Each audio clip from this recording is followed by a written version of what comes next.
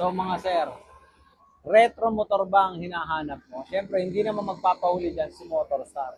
Meron din tayo nito mga classic retro looks na scooter, 125 Fi. At kung gusto nyo pa malaman yung specs nito, mag-stay lang kayo dito sa aking channel. At syempre, i-like and follow and subscribe nyo na rin ang aking YouTube channel, aking Facebook account, at syempre, para sa TikTok account din natin.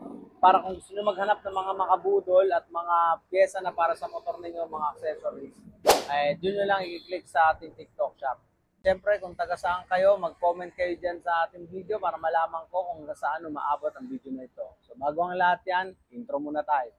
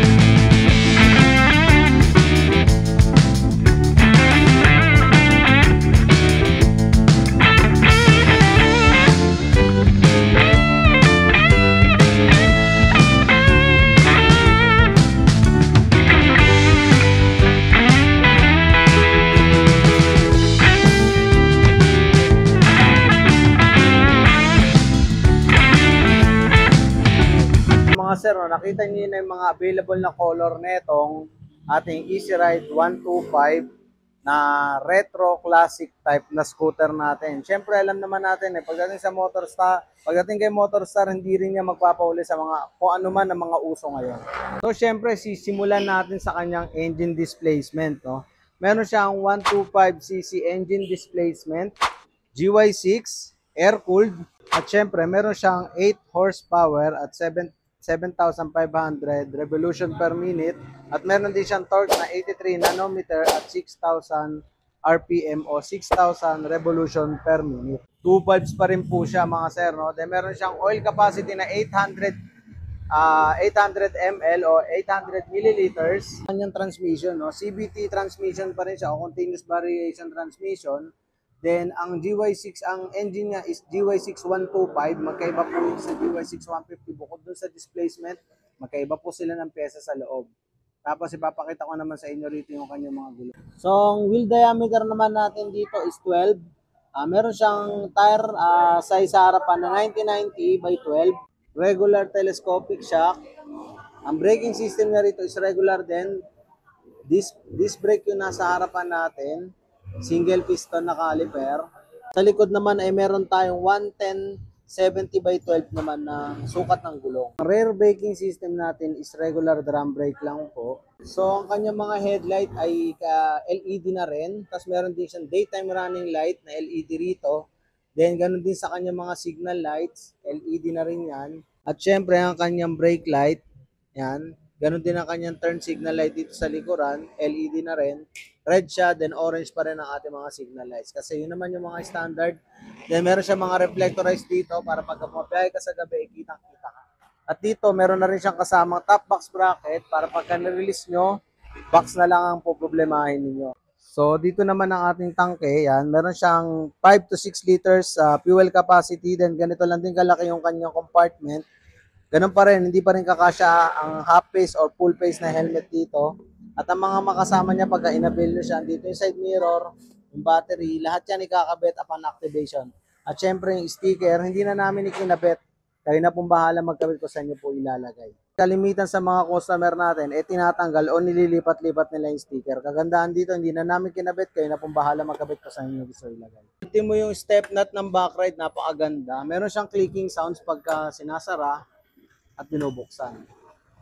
At sa mga nagtatanong kung meron ba tong sabitan, meron din siyang sabitan. Ito yung kanyang foldable helmet hook. Yan. Ignition type niya is electric pa rin, then disusi pa rin siya. At syempre, meron tayo rito at hindi mawawalang USB charger port. So dito sa USB charger port natin, no, USB type A na rin siya at meron na rin siyang kasamang USB type C. Mas convenient na to sa mga ating mga delivery rider o yung mga TNVS driver natin. Kasi nga 'di ba lahat naman ng charger ngayon is USB type C na.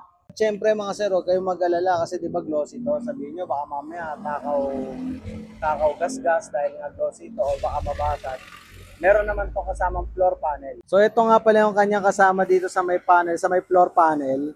Ang texture niya is parang goma, may logo rin siya ng Motorstar. So need siyang kuberan kasi merong 2 bolt dito. Nandiyan kasi sa loob yung ating battery at din yung ODB socket para sa diagnostic tool. At ito ang itsura niya pag nakakabit siya sa flooring. O, di ba bagay na bagay pa rin. Hindi kayo mangangamba na baka magasgasan yung flooring dahil may kasama na talaga siyang matting. So ito yung back design natin, no. Masyado siyang low profile. Halos sinasakop niya yung kalahati ng gulong. Halos maitago na rin yung kanyang exhaust pipe na napakaliit. At syempre, ang cooling system pa rin niya, fan type air-cooled pa rin po siya. So ayan, makikita nyo sa loob yung kanyang makina. Then yung mga gulong niya is tubeless na rin po. So dito naman sa ating speedometer, meron tayong dito digital panel na colored. Yan. At ito naman ang ating point of view pag nakaupo tayo rito sa motor na to. Relax na relax lang siya mga sir kasi talagang very petite at minimalist lang tong motor na to. Bagay na bagay sa mga babae at sa mga tropa natin dyan na trip ang classic. So mga sir, ang height ko nga pala is 5'7" at ganito ang itsura ko pag nakaupo ako dito sa ating Easy Ride 125. Kasi meron siyang seat height na 740mm, then meron siyang ground clearance na 300mm, at meron siyang bike weight na 99 kilograms. Very flat yung ating paa sa baba. So yung mga babaeng nagmumotor hindi mahihirapang gamitin ito dahil nga sobrang baba at napakadali lang at napakagaan pa netong ating Easy Ride 125. So ito mga sir, meron tayo ritong activated unit. Dahil ito iniwan ng customer, pinag-change oil at babalikan din mamaya. Samantalayin na natin habang nandito siya para may pakita ko sa inyo yung mga ilaw niya and then yung dashboard niya o yung kanyang speedometer gauge. So ito nga pala yung speedometer meter niya. Ngayon ibubuksan natin siya. So meron siyang colored digital panel na black yung background. Then sa mga handle switch niya, nandirito pa rin yung kill switch, engine start, park light, headlight, then yung ating passing light, high and low, horn, at yung turn signal light natin. So pagka nag-turn signal light pala tayo, nakikita rin natin dito, left and right.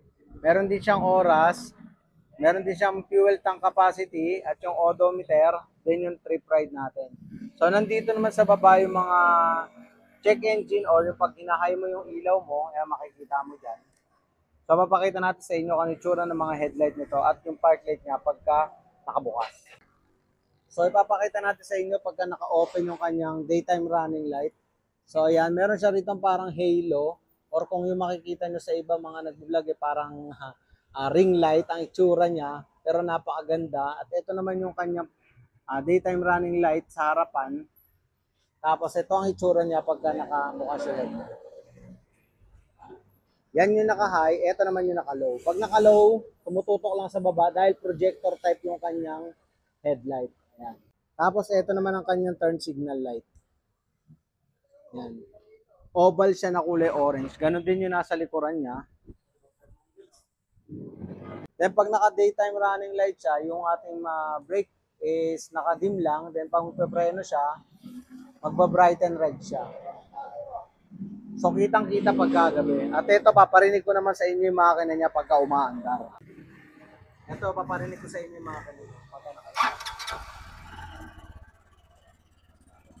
Diba napakatuloy? Ito yung sound na exhaust niya. Parek lang ako.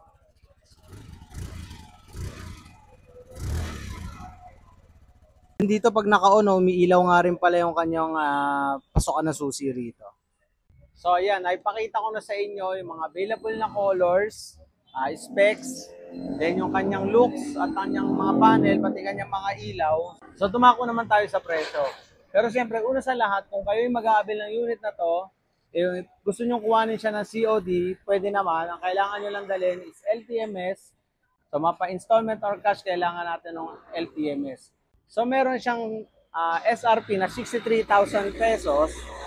Then, ang down payment naman niya sa regular down payment, 4,950 ang kanya regular down payment. Then, may pagpipilian tayo ng terms. Meron tayong 36 months, which is ang magiging monthly mo is 3,260.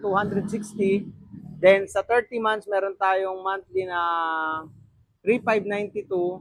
Then, sa 24 months, meron tayong monthly na 4,091. So, kung naman tayo rito sa sinasabi nating higher down payment, low interest natin. Meron tayo rito ang down payment na 20,700 at pwede kang mag-monthly ng 2,850, 18 months. Yun po ang maximum terms natin. Meron din tayong 4,075 monthly para sa 1 year. So lahat ng binanggit ko na yan, regular price pa, regular monthly amortization pa lang yan. Meron pa kayong 400 rebate pagka on or before due date po kayo nagbayad. Mapa-regular o mapa-zero interest. So kung kukumputin naman siya kasama yung down payment sa ating zero interest, papatak lang siya ng 64,800 pag nabil nyo lahat na rebate. O, diba? Sulit na kung mag-down kayo ng pang zero interest natin. So ayan, sana nabigay ko sa inyo ng malinaw yung specs and price natin na itong unit natin. And sana naintindihan nyo sa dami ng dumadaan at sa maingay na background natin, sana naintindihan nyo yung ating mga pinagsasabi dito para maging updated kayo sa mga bagong unit o mga bagong lalabas natin dito sa MotorStar. Ay click nyo lang po yung subscribe button, yung may bell dyan sa ating YouTube channel, ganun din sa ating Facebook account. At kung gusto niyo naman magpabudol ng mga kung ano-ano mga gamit sa motor, follow nyo lang ang aking TikTok account. Diyan sa 3,000 plus subscribers na tayo. Okay, nagpapasalamat umabot tayo ng gano'n, no? At maraming salamat din sa mga tumatangkilik. No? Next video natin is magsha-shoutout naman tayo. So, yun lang. Sana na nag-enjoy kayo sa video natin kahit na maiksi lang. So, stay tuned. Till next vlog, abangan natin ang mga susunod na video. Abangan nyo ang mga susunod na video, ang mga susunod na update, mga lalabas na motor natin dito sa MotorStar. So yun lang. Peace.